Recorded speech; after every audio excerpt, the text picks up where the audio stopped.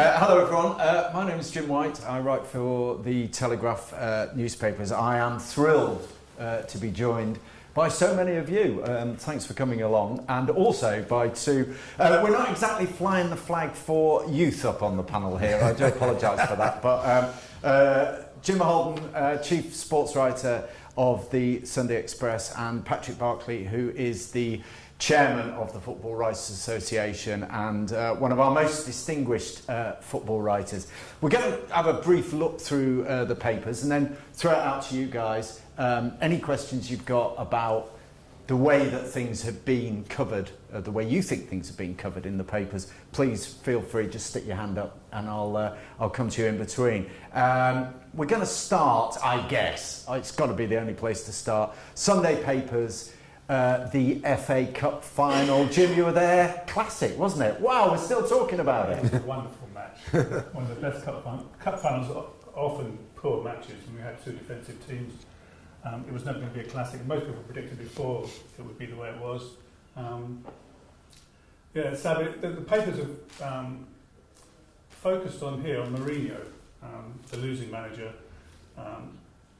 When he came into the press conference afterwards, he said he'd be curious about what people would write, with him saying that, getting the impression that Chelsea were defensive and his team had tried to win the game. Well, he hasn't got his wish because everybody slaughtered him. Mourinho turning United into dinosaurs. United season ends in a whimper, and I would agree with that. I thought United were very poor, especially in the first half, and then chasing the game. Yeah, it was an odd one because he also said in his press conference, as Ollie Holt in the Mail on Sunday says, he said in his press conference that Chelsea weren't very good. To which surely the reply is, well, why didn't you beat them? Yeah, absolutely. But he has succeeded, I don't think on purpose, in drawing all the attention to himself, and it's not nice attention, and taking it off the players. I mean, once again, this miserable shower of Manchester United players, you know, by the standards of a club like that, I've got away with it. I mean, I should be having. I wanted to read in the Sunday papers. I wanted to read Pogba and Alexis getting battered, absolutely battered for the miserable performance they put on. You know, but instead, the assumption is that they were shackled somehow by Jose Mourinho. So I think Mourinho, who's often characterised as being really clever and playing the media like a violin, has, whether by accident or design, brought it all on himself. Well, he did shackle the team. The tactics in the first half were very defensive, very negative, as is his wont. Yeah, but every Man United manager's accused. Van Gaal shackled the team. Van Gaal, who's complete philosophical opposite from Jose Mourinho, he was accused of shackling the players. I mean, surely there comes a time when they've just got to play, as they did at other clubs. Mesut Ozil made it, you know, his reputation burgeoned for creative football under Mourinho at Real Madrid. You know, the players there and at Chelsea before that, they didn't use the excuse of shackles. Can I ask how many of you are Manchester United supporters? One. Just one? Yeah. Pro or anti-Mourinho? It's a classy gathering then. I'm pro-Mourinho. Pro-Mourinho. Yeah. So did you think it was the players' fault rather than the manager's fault? I don't think you can lay the blame on one or the other. I think it's a combination of the two. I think Mourinho doesn't trust his defence at all, so I think he protects them as much as he can from midfield. Because we have seen a more exciting style of play at other clubs than Mourinho, but at the same time, I think the protection that he's placing on the defence is detrimental to the team going forward. So the likes of Pogba are given more defensive instruction, which we know isn't the best idea to get the best out of Paul Pogba. So I think it is a combination of two. He should be up here. One of the one of the things that you will notice in all the papers, I don't know how many of you always turn to that first, would be the marks that each player get. And the marks for the Manchester United forward line, Rashford, Lingard, Sanchez, were all really, really low. I mean, I haven't got them to hand here, but they were all really, really low. And, you know, you've then brought on Martial and Lukaku, so they've got this incredible feast of attacking spirits, which you say are being suppressed by the manager. You put it down to his fault. Yeah, I think 2 weeks ago, Manchester United lost to Brighton.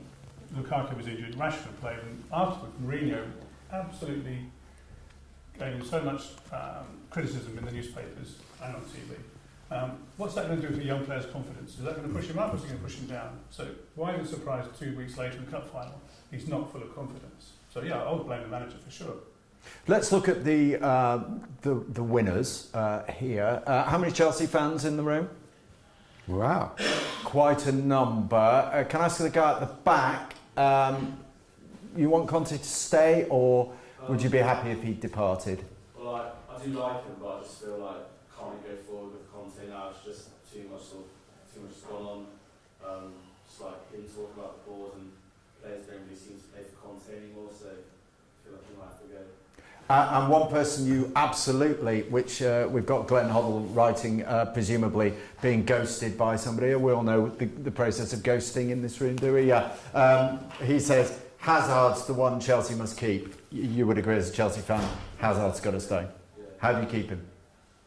Sign better players to go around, and that's what he said before as well. It's just he wants that. He said, I can only play well if I've got better players around me, so I feel like it's going to be difficult if your owner can't get into the country to sign the checks, isn't it?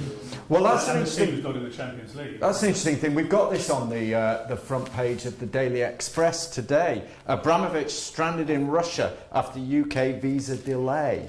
I mean, do you seriously think that there may be a kind of an issue there? I mean, well, listen. The Manchester United owners never come to the country. They live in America quite happily. Do you think Abramovich may fall out of love with Chelsea as a result? He could. I suppose he could run it from, say, Switzerland, except that he's been banned from Switzerland as well. So there is obviously some kind of diplomatic undercurrent to this. That you know, all Russia's enemies are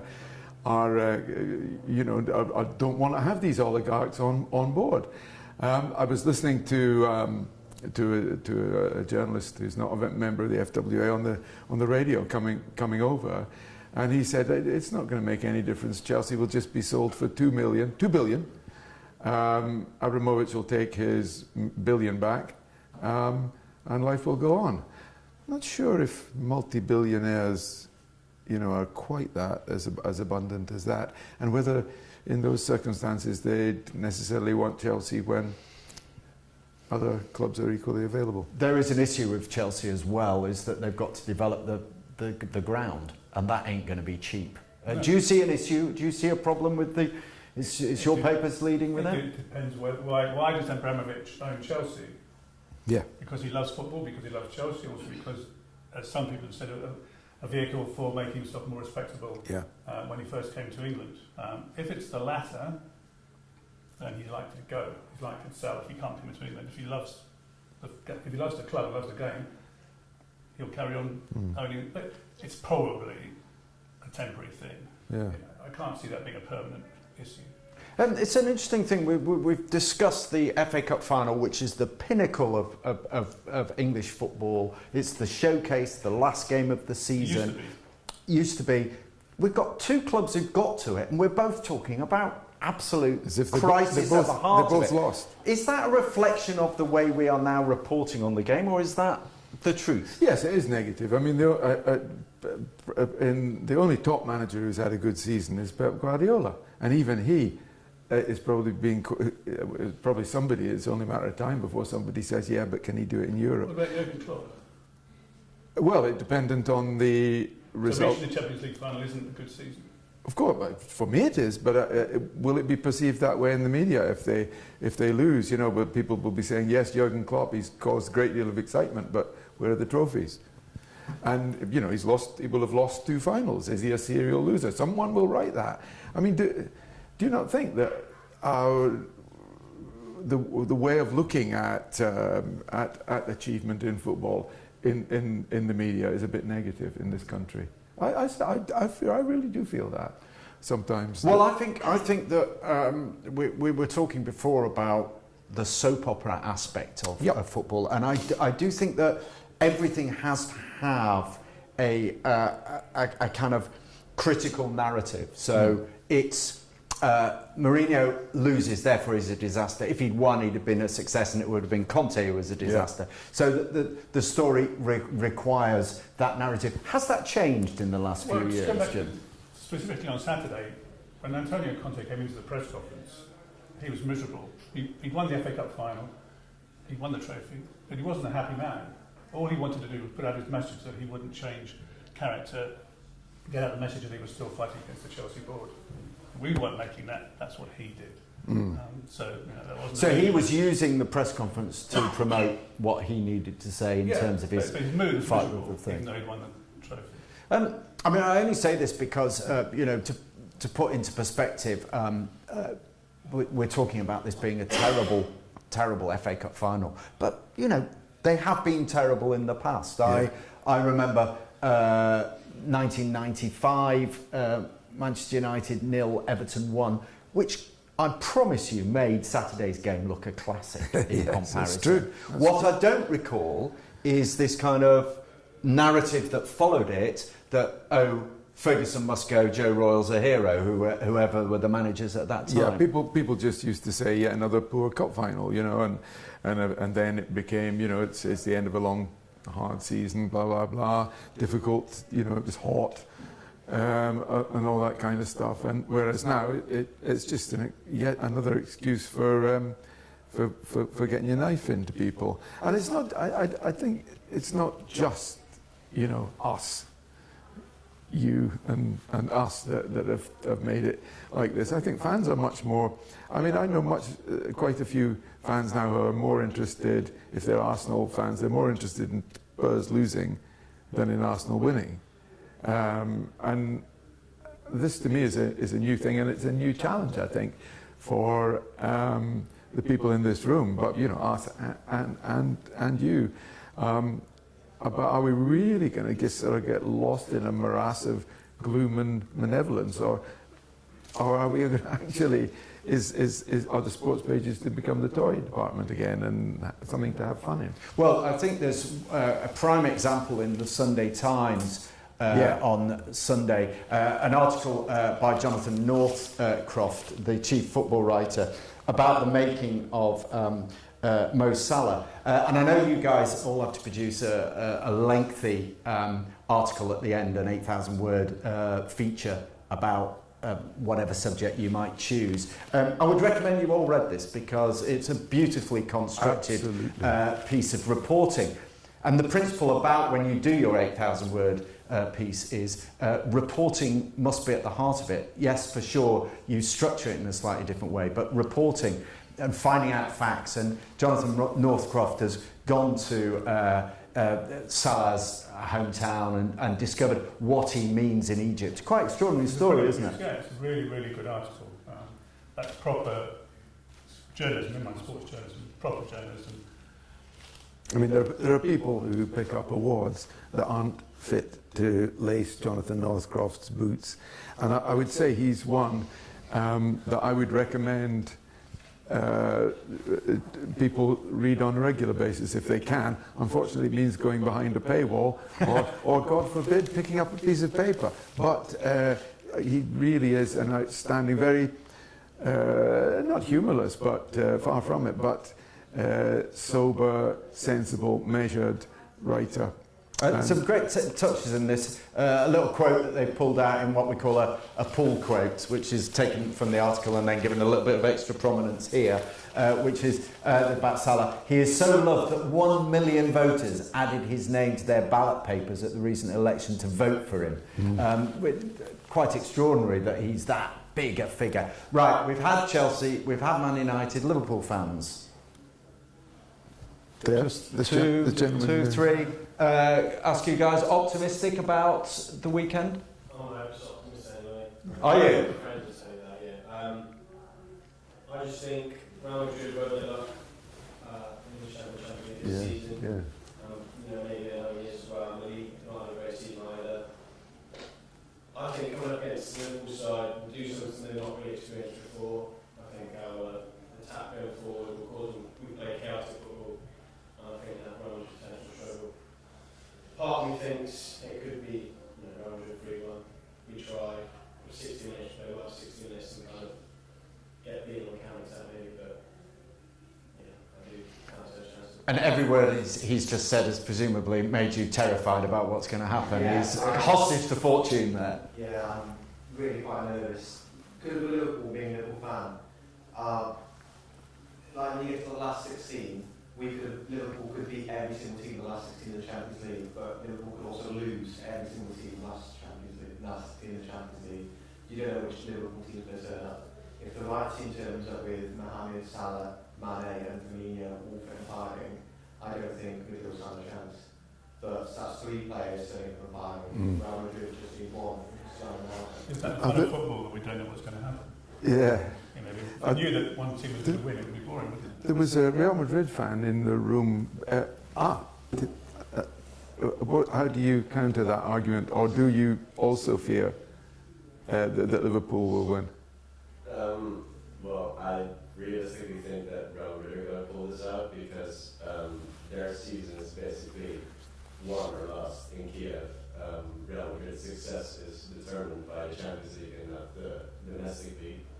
They've pretty much phoned in every half of the games in the league this season, and I just think it's really hard to look past them. Basically, as good as Liverpool have been. I don't know, it's kind of an easy thing to say, but this Real Madrid team really knows how to win these type of games. And that knowledge is vital ultimately.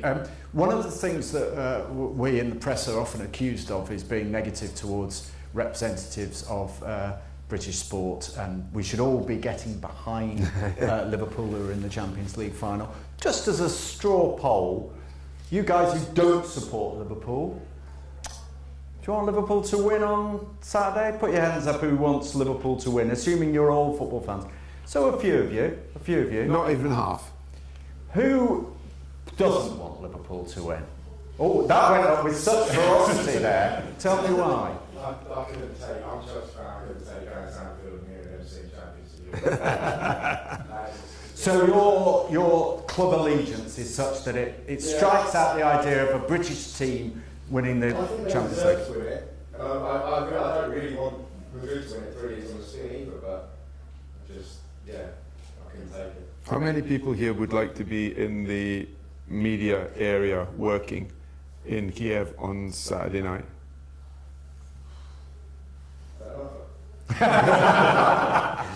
Listen, You couldn't go there being as biased as you are. We talked about that earlier in another session. We talked about how it's vital and it becomes instinctive as you go out. We all know that feeling. I don't think we'd ever talked about it before, but you develop that instinct. And I used to get into trouble when on holiday. I used to go and watch Dundee, which is my team, and our centre half would clatter into the opposing striker, and all my mates would be, I can't say that in the words they use, but they'd be basically saying, referee, you're bent, you shouldn't have given a foul there. And I'd be saying, I say it'll tap, I think in all fairness. And they'd be look at me as if I was mad. But it's what you have to be. Yeah. Actually, I think it's a very, very good game in prospect because it's likely to be, because of the way Liverpool play, an exciting game, but also it's impossible to call. It's really impossible to take who's going to win this game. Yeah. There's another game happening on Saturday, which I'm sure the world's attention will be on, which is Aston Villa in the playoff final at Wembley. Any Villa fans in the room? Any Fulham fans? Yeah, good. Two Fulham fans. Those guys who are Villa fans, where will you get your information from? Will you be looking at the papers? Where will you get your ahead of the game? Literally just online, I think. Twitter, obviously Birmingham, so just filling myself in. And are you confident? I am, to be honest. We've beaten 3-1 at home before, and they have got a lot of games, and I'm very nervous, but I think with the experience we're going to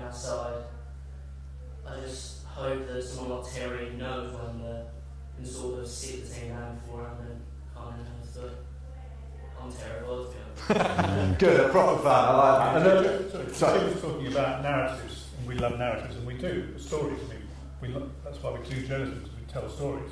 And it seems to me this final has two wonderful opposing stories. John Terry, you're talking about, the old stager, has done fantastically well, and Ryan Sessegnon, the super teenager from Fulham, superstar of the future. It's a classic kind of contrast. Well, also more somberly, I think a lot of neutrals will be rooting for Villa simply because of the appalling family circumstances of Steve Bruce, who lost both of his parents in the sort of build-up to this match.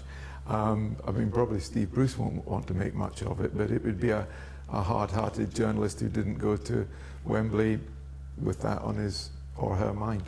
The Sessegnon, I'll ask you in a moment, Sessegnon features in a lot of the papers. Again, narrative, and also you're picking out the potential stars all the time. And talking about Sessegnon not being rushed by England, and the fact that Southgate didn't pick him in the squad as the outlier and so on. Do you think Gareth Southgate should have picked him in the squad?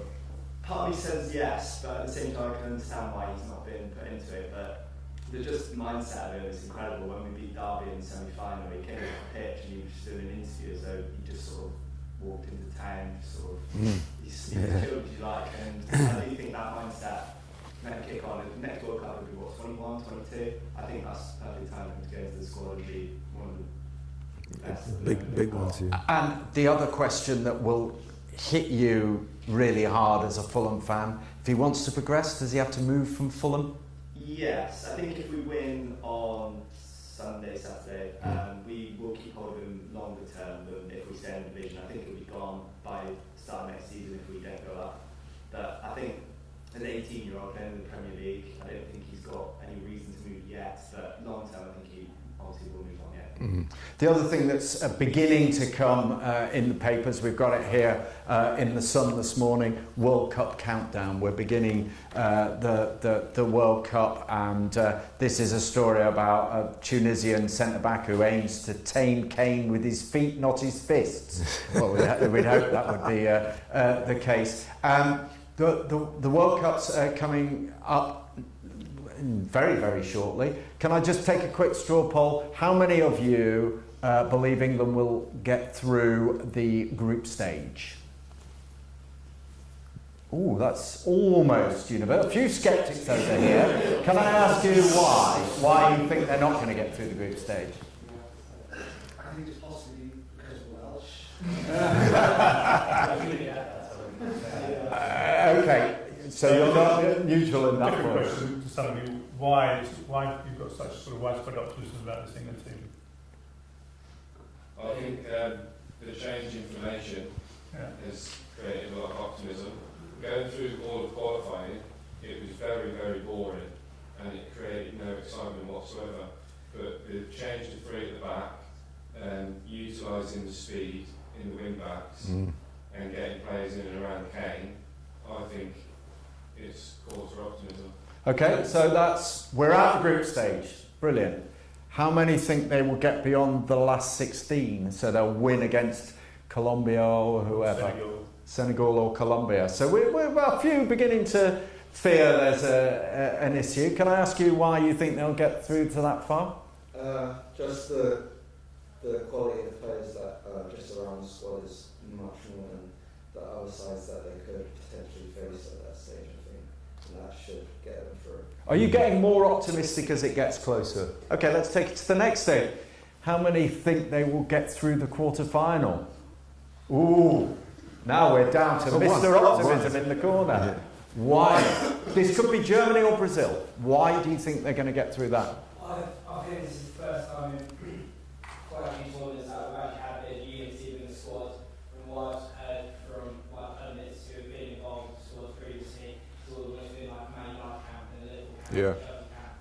Whereas for Southgate this year, everyone sits together, everyone gets on well, and they all a lot of players together with each other at Tottenham and players like that. So I don't see why a team like Germany and Brazil, I definitely think they should fear is on paper, yeah, they might be a strong team, but we've beaten them in the past. We went to Germany the other year and absolutely smashed them. I remember I was sitting with Roy Hodgson 2 years ago and hearing him say exactly the same thing, all his squads together, and they'd beaten Germany in Berlin a few months before they went to the tournament. So, Yeah. Are we saying that's it? Quarter-final?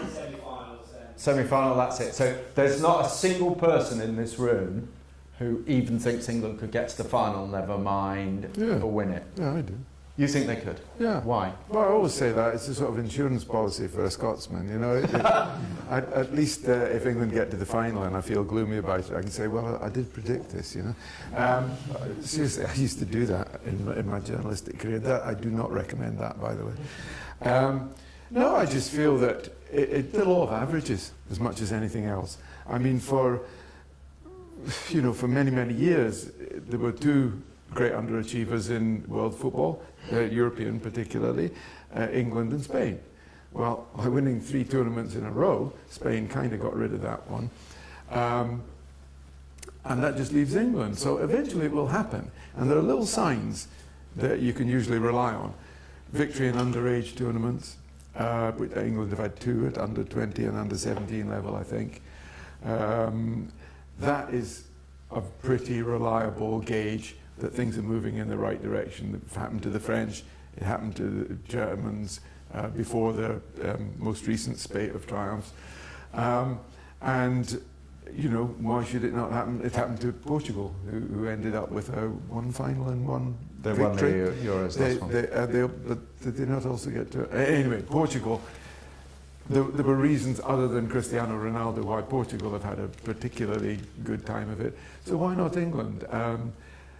You know, people talk about the record low number of caps, the lack of experience. Great, that's a plus. Make no mistake, that is a plus, not a minus. Why? Because they aren't burdened with a history of failure. And also, even some of them are not always regulars in the club side. And that's a good thing too. Look at Greece, when Greece won the European Championship.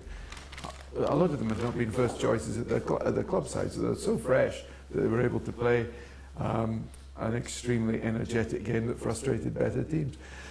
The only thing is the point about unity. I'm not quite so optimistic about that, because I think that the 2 things that English teams always lack is patience and teamwork. I think they'll be patient now. I think it's becoming into the English footballing psyche not to get a nosebleed after the 4th pass. There's that I think is on the way to being saved, and the other thing is teamwork.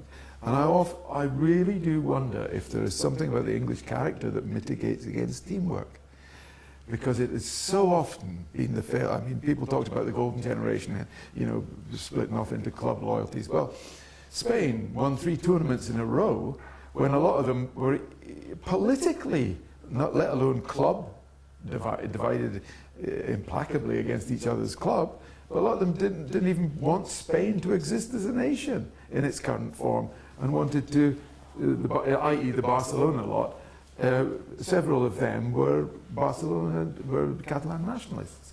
And yet they came together as a unit. If England do that, then they're quite capable of getting to the final. Paddy, you're chairman of the Football Writers Association, and I think a number of you guys were along as guests during the week when Frank Lampard did a Football Writers Association evening where he talked about this. And one of the things I got from Lampard was a real sense of frustration about how England had so consistently underperformed during his period of time, when you had players look like Ashley Cole, John Terry, Lampard, Gerrard, Wayne Rooney. Those were really, really top-class players, and yet consistently underperformed. Do you see that changing? Do you see a chance that we might actually, as the guy over there said, we might actually pull a performance out against a big team? Yeah, I do see it changing, and not because of team unity, but because of what the chap here said about changing tactics and forcing Southgate forcing the crowd from the back. You have to keep the ball at World Cups. The thing that's different about World Cups to regular league football is the climate. It's nearly always ferociously hot, and English players have tended not to do well in those circumstances. Paul Scholes, since he had asthma, really struggled in tournaments. But I think playing patient possession football gives them a chance. And also I think the way that Spurs, and particularly Manchester City, play possession base will come into the England team and will improve them. The point you make about heat is, I accept that. I think it's in their minds, but the World Cup in South Africa was played in cool weather, much cooler than we're enjoying in Cheltenham today. Not every match, Paddy. Yeah, most matches. Well, yes, they were. You were cold. You were actually cold. You were wearing layers at some of the matches, and the performances stank the place out. But Rooney got booed off the field.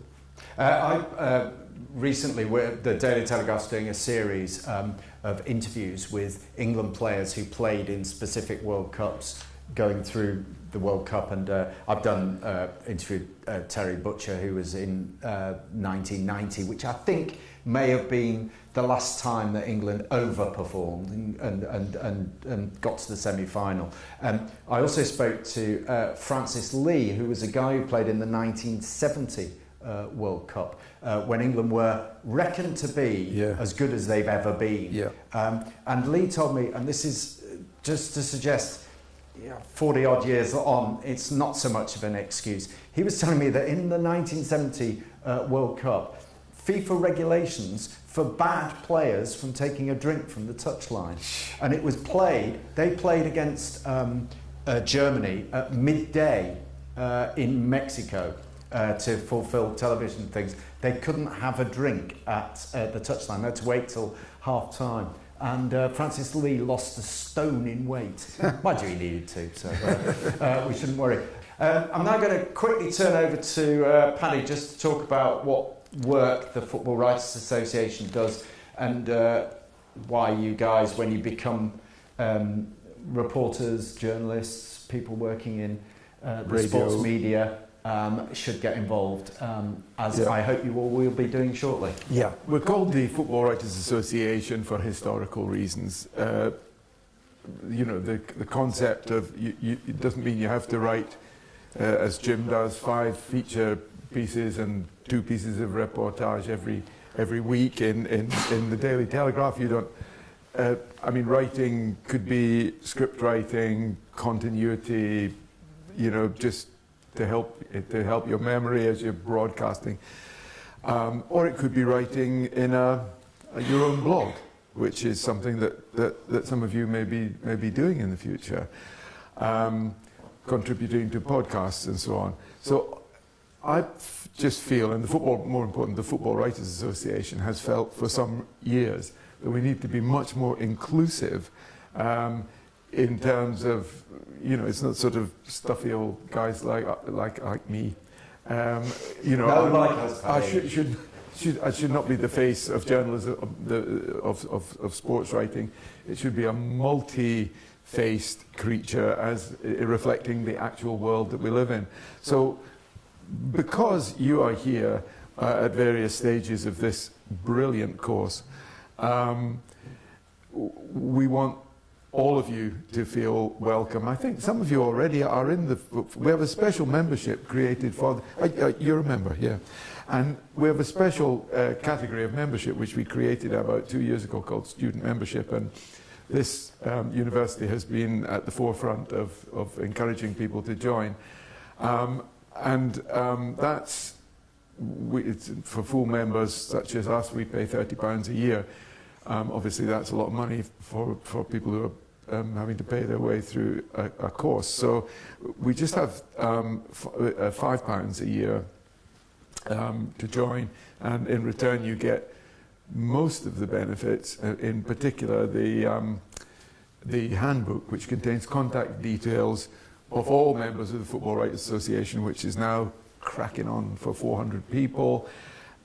You'll find their details there, so if you want placements, if you want advice, if you want just to ring someone up and say, would you look at my work, or would you tell me what you would do in a situation like this, you just pick up the phone, or you just pick up the email and it's done. And that, I think, is a great way of bringing us together with the next generations, i.e. you. How many people are in student members of the FWA here? Can I have a show of hands? Yeah, we're doing okay, but we really would welcome everybody in this room if you think it's for you and you want to join. And I can, Brendan will certainly help in that regard, because it's very, very important that we rejuvenate on the one hand, and that you have somewhere to go, basically, if you have any queries, because it can be a lonely job even when you get in, but it can be a sort of a lonely business trying to get those early steps, and we understand that, and that's why student membership has been started. Brilliant, thanks very much. Thank you very much for coming along. Just a final thought. This is what is in most of the papers today, Harry and Meghan. But Harry's best man was William, and he's got a much more important thing to do on Saturday. He's going to watch Villa against Fulham. So we wish him well with that, and thanks very much for coming along. Thank you.